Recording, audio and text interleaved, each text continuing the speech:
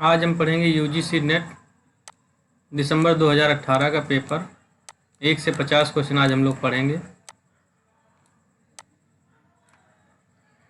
पहला क्वेश्चन है, निम्नलिखित में से कौन सी बोली बिहारी हिंदी वर्ग में नहीं आती है? तो छत्तीसगढ़ी जो है बिहारी में नहीं आती है। ये किस में आती है? अवधी बघेली छत्तीसगढ़ी ये किस में आती हैं? पूर्वी हिंदी के अंतर्गत आती है। अगला क्वेश्चन है, संस्कृत का कोई भी शब्द मनचाहे ढंग से तोड़ मरोड़ कर तद्भव नहीं बनाया जा सकता। किसने कहा था? रामविलास शर्मा ने। क्या कहा था? कि संस्कृत का कोई भी शब्द मनचाहे ढंग से तोड़ मरोड़ कर तद्भव नहीं बनाया जा सकता। रामविलास शर्मा ने कहा था। सिद्धों और योगियों की रचनाओं का जीवन की स्वाभाविक अनुभूति और दशाओं से कोई संबंध नहीं है, अतः ये शुद्ध साहित्य के अंतर्गत नहीं आती है। किसने कहा था? हजारी प्रसाद द्विवेदी ने। क्या कहा था? सिद्धों और योगियों की रचनाओं का जीवन की स्वाभाविक अनुभूति और दशाओं से कोई संबंध नहीं है, ये शुद्ध साहित्य के अंतर्गत नहीं आती। किसने कहा था? सॉरी, शुक्ल जी ने कहा था। वही मैं सोचा हजारी प्रसाद कैसे कह दिए। सिद्धों और योगियों की रचनाओं का जीवन की स्वाभाविक अनुभूति और दशाओं से कोई संबंध नहीं। किसने कहा था? शुक्ल जी ने। कि आरे नव जीवन अभिरामा, जत देखल तत कहाँ न पारिये, छमो अनुपम एक ठामा। किसने कहा था? रूप वर्णन करने में असमर्थ है। कब क्या कहना चाहता है? रूप वर्णन करने में असमर्थ है। कि आरे नव जीवन अभिरामा, जत देखल तत कहाँ न पारियो, छमो अनुपम एक ठामा।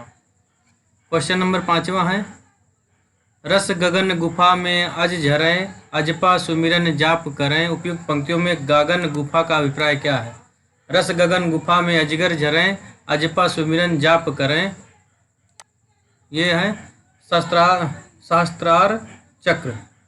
गगन गुफा का अर्थ है सहस्त्रार चक्र।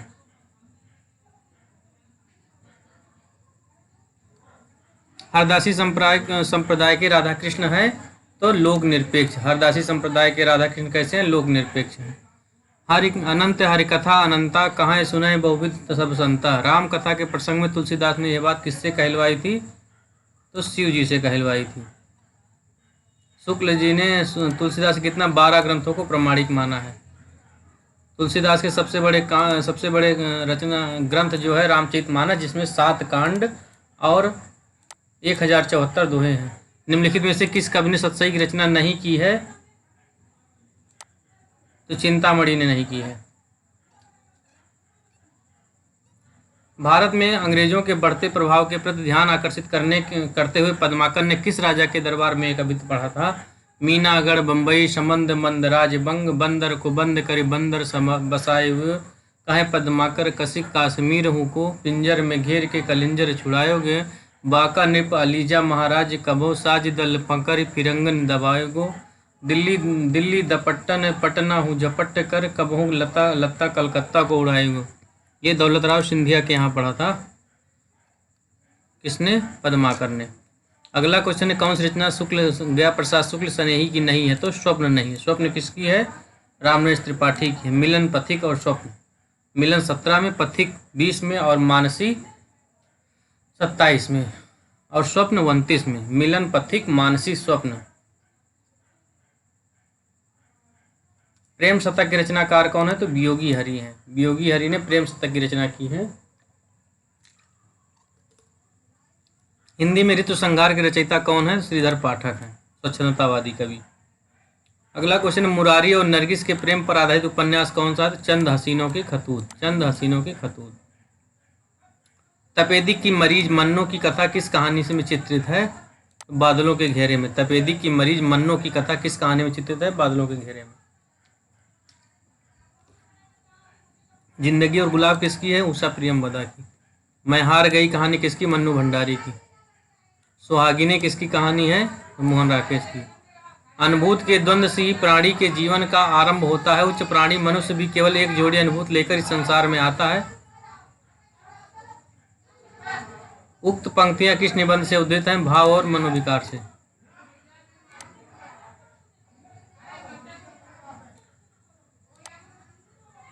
नारी का आकर्षण पुरुष को पुरुष बनाता है तो उसका आकर्षण उसे गौतम बुद्ध बनाता है। यह कथन किस संवाद से है? लहरों के राजहंस। बट वृक्ष की छाया में किस लेखक की स्मृति को सुरक्षित रखने के लिए लिखा गया है? कुमुद नागर ने लिखा है अमृतलाल के लिए। बट वृक्ष की छाया में कुमुद नागर ने लिखा है अमृतलाल नागर के लिए। राही मासूम रजा के द्वारा रचित उपन्यास कौन सा नहीं है? तो समर शेष है, ये नहीं है। टोपी शुक्ला है, दिल एक सादा कागज, कटरा भी आरजू है, समर एक शेष नहीं है। समर शेष किसका है? अब्दुल बिस्मिल्लाह का। भक्त के आंदोलन की जो लहर दक्षिण भारत से आई थी उसे उत्तर की परिस्थिति के अनुरूप हिंदू मुसलमानों दोनों के लिए एक सामान्य भक्ति मार्ग की भावना कुछ लोगों में जगाई। ये कथन किसका है? शुक्ल जी ने। इसने कौन लाया था? भक्ति द्रविड़ उपजी, द्रविड़ मतलब दक्षिण में उपजी, लाए रामानंद। निम्नलिखित में से कौन पश्चिमी विचारक 20वीं शताब्दी से मौजूद नहीं है? सैमुअल टेलर कॉलरिज जो है ये 20वीं शताब्दी में मौजूद नहीं है। तनना बुनना तजो कबीर, राम नाम लिख लियो शरीर, मुश मुश रोवे कबीर की माई, अय बारीक कैसे जियो खुदाई।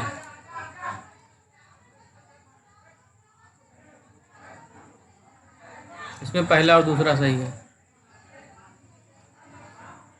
मन की मन रोना, सिसक सिसक कर रोना।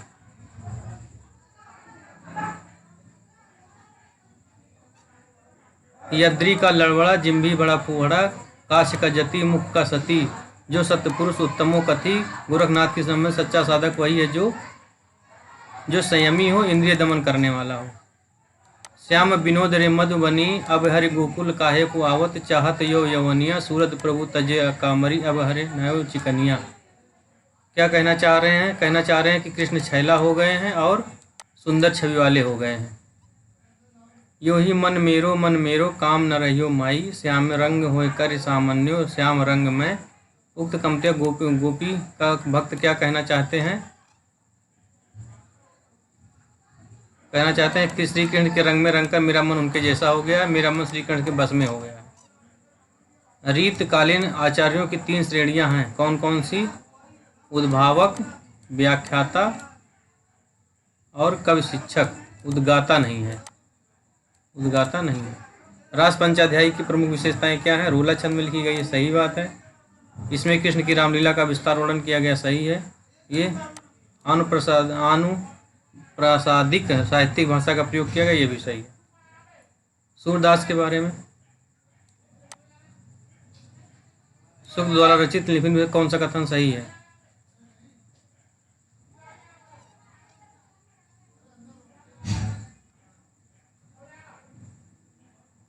उन्होंने भागवत के 10वें स्कंद की कथा का इतिवृत्त रूप में कह दिया है। उन्होंने भिन्न भिन्न लीलाओं को अत्यंत मधुर और मनोहारी रस में गाया है, और उन्होंने उनके पद अत्यंत प्रगल्भ और काव्यपूर्ण। ये तीनों सही, ये गलत है। रहम की कविता नगर शोभा की मुख्य विशेषता क्या है? इसमें नगर की संकुचित वर्णन किया गया है। इसमें वर्ण व्यवस्था के अनुरूप उसकी जाति की स्त्रियों का वर्णन किया गया है। इसमें स्त्रियों की उच्च कोट बताया गया है। फूल बेचने, उत्पाद बेचने काम करती हैं, गलत है। रीतकालीन काव्य की प्रमुख विशेषताएं हैं। इसमें रासो काव्य की अपेक्षा अधिक प्रमाणिक है। इसमें तत्कालीन इतिहास सुरक्षित है, और इसमें वीर काव्य फिरंगियों के वर्णन किया गया, चमत्कारिक, ये गलत है। क्वेश्चन नंबर 30 है, विष्णु प्रिया साकेत, साकेत महाकाव्य है, कौन सा सही? सी सही है, यानी विष्णु प्रिया खंड काव्य है, सिद्धराज खंड काव्य है, और साकेत महाकाव्य। 30 क्वेश्चन हम लोग पढ़े आज, 30 ही क्वेश्चन पढ़ेंगे हम लोग, इससे ऊपर नहीं पढ़ते हैं।